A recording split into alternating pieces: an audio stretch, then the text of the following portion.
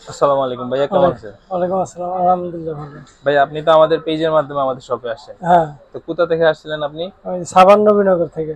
আচ্ছা, আপনি তো আমাদের কাছ থেকে 13 এর একটা জিএক্স অরিজিনাল ডিসপ্লে নিয়েছেন। হ্যাঁ, আপনি তো চেক করেও দেখছেন এবং আমাদের সার্ভিসটাও দেখেন। এখন কেমন লেগেছে আপনার কাছে? আলহামদুলিল্লাহ ভালোই। আপনাদের সার্ভিস প্লাস ব্যবহার আচরণ এগুলো খুব ভালো, সন্তুষ্টিজনক।